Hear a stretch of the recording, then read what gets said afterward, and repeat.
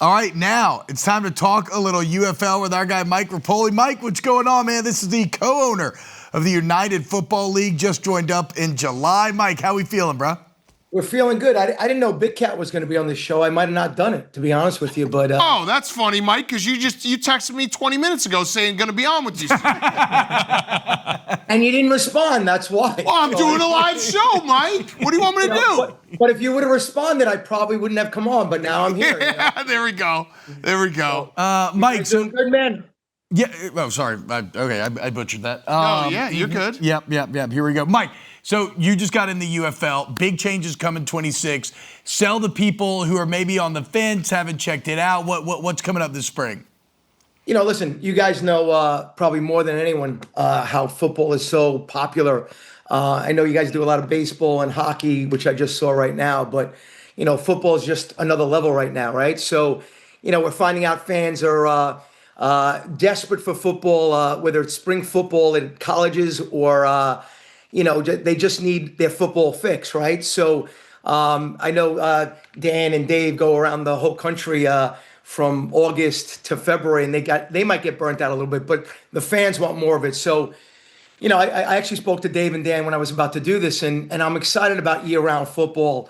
I mean, the NFL is the number one sport by far. College football is number two, and you know the other sports are really fighting it out for a distant third, to be honest with you. And you know, we're not looking to. You know, we're looking to leverage the success of the NFL, looking to leverage the success of college football, and you know, just to add some spring football that's going to be fun, high quality football, and you know, the way flag football is going in the United States, fantasy football.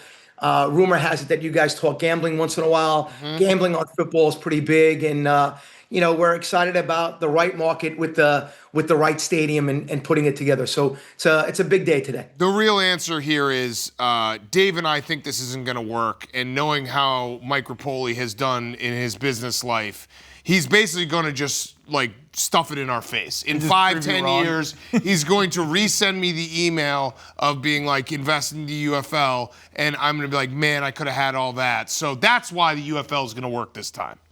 Yeah, I mean, I was on the fence. I was leaning towards not doing it, and then I listened to what you and Dave said. Yeah. And it made it a no-brainer for me. I make a lot of my business decisions off what you and Dave say, so it's valuable to me, and I'm trying to help you out. But, you know, listen, Dan, you're not wrong. Spring football has been around for 40 years. Why hasn't it made it?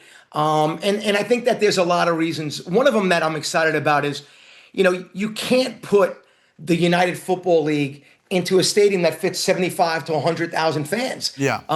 If we had hockey like that, you couldn't sell out a 75,000. Baseball's going to smaller stadiums, and you know, you look at some of the markets, and you know, it looks like COVID games, you know, in certain of those stadiums too, right? So, at the end of the day, the 10 years ago, these soccer MLS stadiums or USL stadiums didn't exist. Now they have outdoor stadiums that fit 15 to 20,000. So when you put 15,000 in a stadium that holds 75, it looks like a COVID game. When you put 15,000 in a soccer stadium, it looks like it's packed and it shows better on TV. And the quality of football has been really good. And you know, we're excited. I mean, we're coming at a time from March to June when people are still looking for some football. And I think between, I mean, this is owned by Fox. You guys are pretty friendly with Fox, ESPN, Redbird Capital, myself, Danny Garcia, Dwayne Johnson, The Rock. So, I mean, we have the financial ability to keep it going. Now we just got to build a brand and, you know, the right local markets. You know, we just announcing Louisville, a big city for Dave and his horse racing. Dave bought a horse this morning, by the way.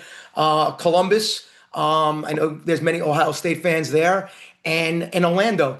And the right market with the right stadium, I think, is the right formula, and I think it can be a fun football league and really catch people's attention March, April, May, and June. All right, Mike, last question before we head to break. I saw a tweet from your guy, Coach Patino, talking about he can't figure out a starting five for St. John's. That is an investment for you. You spent a lot of money on that. What's going on? Are you ready for the season? Because you got a lot of things. You got UFL, you got all your horses, you got St. John's. You gotta start putting up some wins here. Yeah, I mean, just so you know, I've only won every big race except the Kentucky Derby. But as me and you discussed this before, That's the only one people care about. oh, I don't. I told you, Dan. I don't want to win that race. I want to win the other races. I'm not focused on that right now. Right? Breeders' Cup, Belmont Stakes. But listen, I went to St. John's, graduated in '91. 1985, coincidentally, the UFL started 40 years ago. St. John's made a Final Four 40 years ago. Listen, you know me, you and Dave know me good enough that, you know, when something's 99%, I have no interest. When something's 1%, you know, St. John's, you know, listen, Rico and I have a big bet. He'll be walking from New York to Indianapolis. No Greyhound bus. He'll be walking when St. John's makes the Final Four. And, you know, this is Patino's best team. And, you know, I don't want to put pressure on Rick, but I said two things. One, if I get one more player, I think I'm going to coach the team. That's between us. Please don't tell anybody. And if he can't win with this team, you know, listen, he's in his 70s now. Maybe the game's just passed him by. I told him so I might have to do that next year. And, you know, between being the commissioner of the UFL and St. John's basketball, it's going to be a tough spring for me. But I think I can handle it. There you go, Mike Repole. There's nothing you can't do. Mike, thank you so much. Co-owner of the UFL. Season kicks off Friday, March 27th. Huge thanks to Mike for joining us.